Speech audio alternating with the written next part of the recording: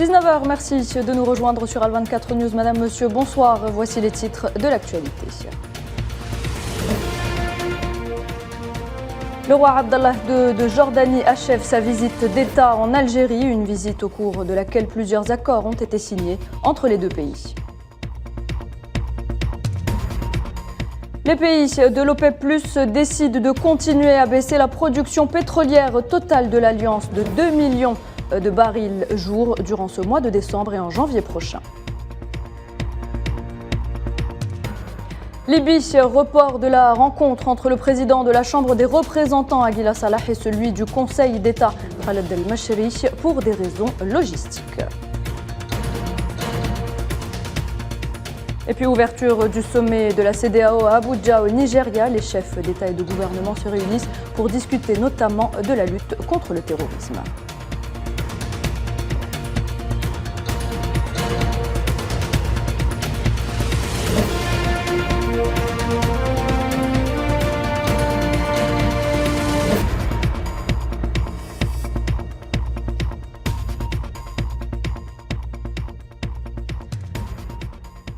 Et nous le disions à l'instant, le roi Abdallah II Ben Hussein, souverain du royaume hachémite de Jordanie, a achevé cet après-midi sa visite d'État de 2 jours en Algérie à l'invitation du président de la République, Abdelmadjid Tebboune.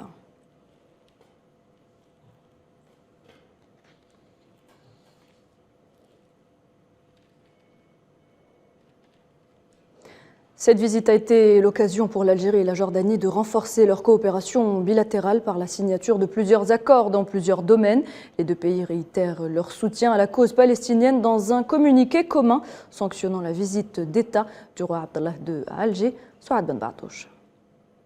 La cause palestinienne, une question centrale, elle doit être au cœur des préoccupations arabes et doit trouver une solution juste garantissant les droits légitimes du peuple palestinien. La solution à 2 États à partir des frontières de 1967, c'est ce que souligne le communiqué commun signé à l'issue des entretiens entre Abdelmadjid Tebboune et Abdallah II. Les deux dirigeants ont aussi convenu de travailler davantage pour unir les rangs palestiniens. Ils ont affirmé que tous les efforts seront déployés à cet effet. La nécessité de protéger les lieux de culte musulmans et chrétiens à Al-Quds al-Sharif a aussi été évoquée. Le président algérien n'a pas manqué de rappeler le rôle de la Jordanie en tant que gardienne de la mosquée d'Al-Aqsa et que ce rôle de gérer l'édifice lui appartient à elle seule, loin de toute ingérence sioniste. Abdallah II a pour sa part félicité le président Tebboune pour la réussite du 31e sommet arabe à Alger, tenu les 1er et 2 novembre.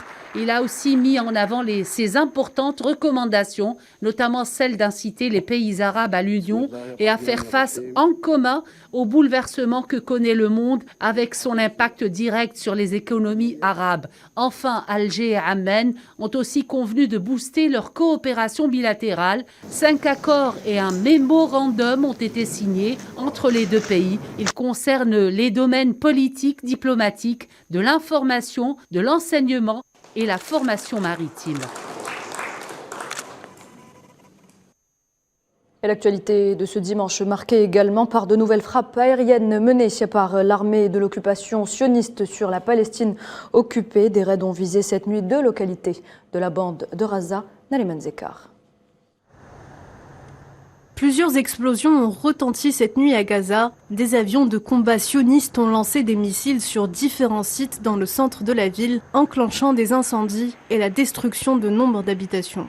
L'entité sioniste a lancé 2 missiles ciblant Khan Younes dans le sud de la bande de Gaza et un autre ciblant l'est de Rafah, causant des dommages aux maisons et aux installations voisines. Aucun blessé n'a été signalé pour l'instant.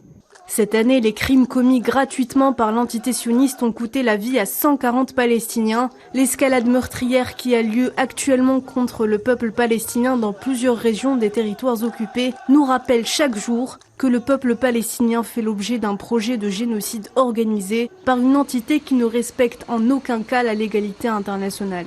Sous les yeux d'une communauté internationale complice qui aide à financer cette occupation et des Nations Unies qui n'ont toujours pas condamné ces crimes barbares qui laissent chaque jour pour victimes hommes, femmes et enfants. Et puis sachez que le haut représentant de l'Union européenne pour les affaires étrangères et la politique de sécurité, Josep Borrell, appelle à une enquête approfondie et immédiate sur la mort du jeune palestinien Ammar Hamdi Mofleh, âgé de 23 ans, décédé dans le sud de Naplouse. L'Organisation des pays exportateurs de pétrole et ses alliés décide de continuer à baisser la production pétrolière totale de l'Alliance de 2 millions de barils jour. Durant ce mois de décembre et en janvier prochain, les 23 pays membres de l'OPEP+ se sont réunis ce dimanche au lendemain du consensus des pays du G7, de l'Union européenne et de l'Australie autour du plafonnement du prix du baril de pétrole russe à $60. Les détails avec Mohamed Wali Ben Chaban. Avec beaucoup de prudence, les membres de l'OPEP+ décident de reconduire la même politique de production au cours des 2 prochains mois. La tendance de l'organisation est orientée à la baisse, avec une production de 2 millions de barils par jour. L'Alliance aura pour objectif de trouver un équilibre entre l'offre et la demande sur le marché de l'énergie internationale. Nous avons décidé ensemble de continuer à travailler sur le même accord du 5 octobre 2022 et d'examiner et de faire un monitoring du marché, se revoir le 1er février pour plus d'examen sur le marché et prendre les décisions nécessaires lors de la prochaine réunion. La décision de l'OPEP+ intervient après avoir enregistré un changement dans les fondamentaux du marché et l'incapacité de la demande à absorber tout excédent de l'offre. Nous avons convenu ensemble de continuer à se concerter, de travailler davantage en étroite collaboration et de se revoir au mois de février pour plus de décisions.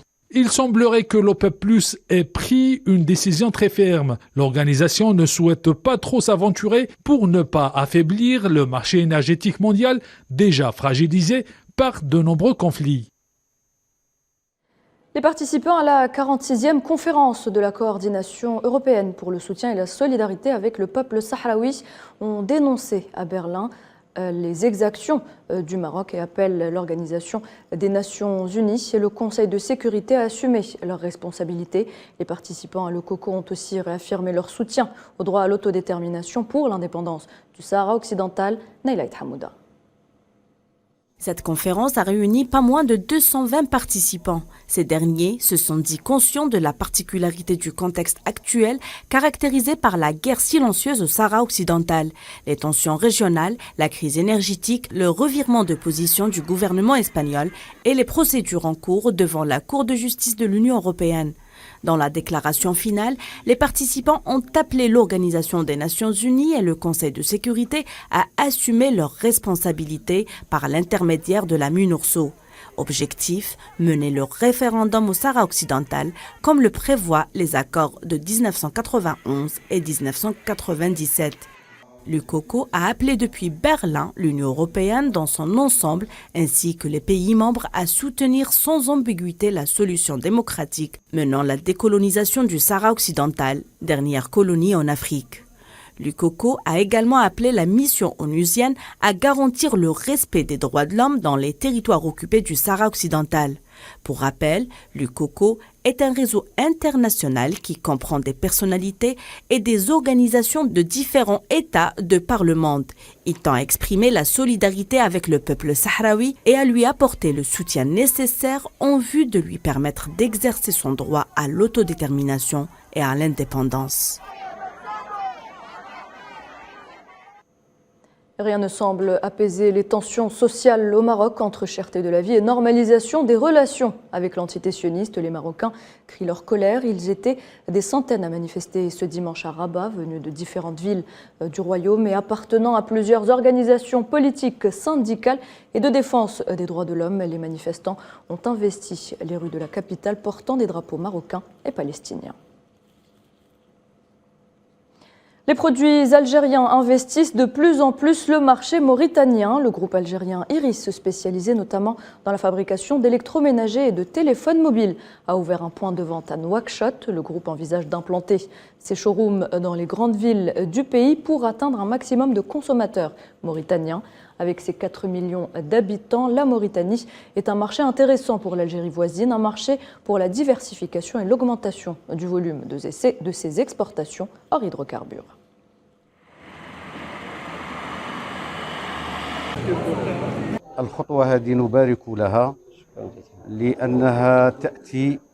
Nous félicitons cette initiative car elle vient couronner et consacrer la relation et le partenariat commercial entre l'Algérie et la Mauritanie. Une relation sincère et prometteuse. Les prix de ces marchandises sont très compétitifs et à la portée du consommateur mauritanien. Ce sont des marchandises haut de gamme et avec une technologie de pointe. Je rappelle par ailleurs que cette initiative vient en droite ligne avec la nouvelle politique économique de l'Algérie, celle de diversifier ses exportations hors hydrocarbures et d'investir les marchés de ses pays voisins et africains. Et on reste dans la région. L'envoyé spécial onusien en Libye, Abdoulaye Bathily, a annoncé le report de la rencontre entre le président de la Chambre des représentants, Aguila Salah, et celui du Conseil d'État, Khaled El-Mashri. La rencontre prévue ce dimanche dans la ville de Zintan, à l'extrême ouest de la Libye, n'a pas pu se tenir pour des raisons logistiques, a-t-il déclaré. Et puis les chefs d'État et de gouvernement de la communauté économique des États de l'Afrique de l'Ouest se réunissent à Abuja, capitale nigériane, pour discuter notamment de la lutte contre le terrorisme. Le nouveau président de la commission de la CEDEAO, le Gambien Omar Alieu Touré, doit prêter serment lors de ce sommet avant un huis clos, au cours duquel plusieurs sujets seront débattus.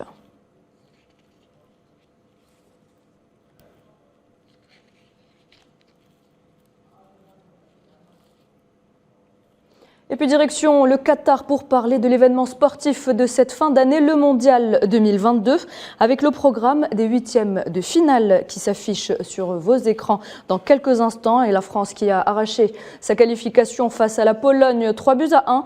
Les Bleus connaîtront ce soir leur adversaire, mais il faudra d'abord attendre la fin de la rencontre opposant l'Angleterre au Sénégal, match dont le coup d'envoi sera donné dans moins d'une heure.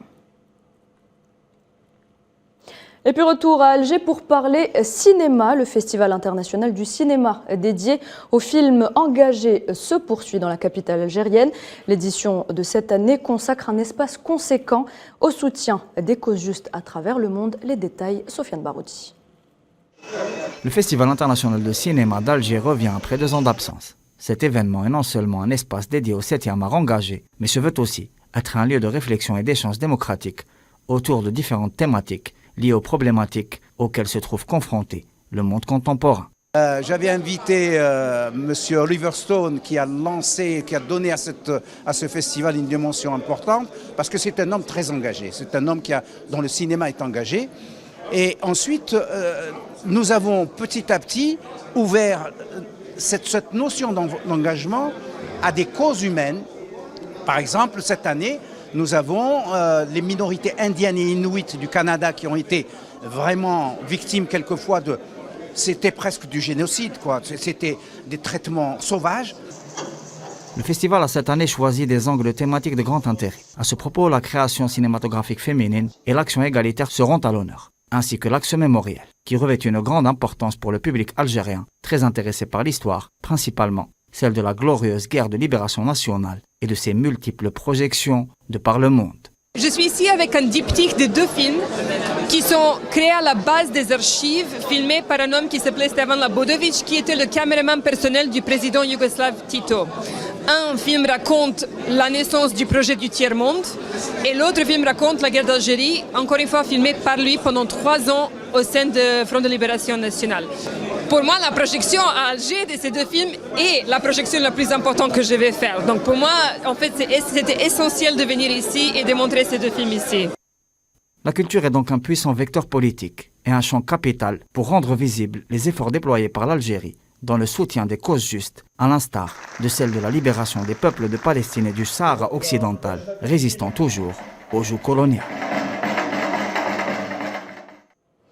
Et c'est la fin de cette édition, merci de l'avoir suivi. Tout de suite un point météo et puis l'actualité continue sur nos différents réseaux sociaux. Bonne soirée sur Al24 News et à demain.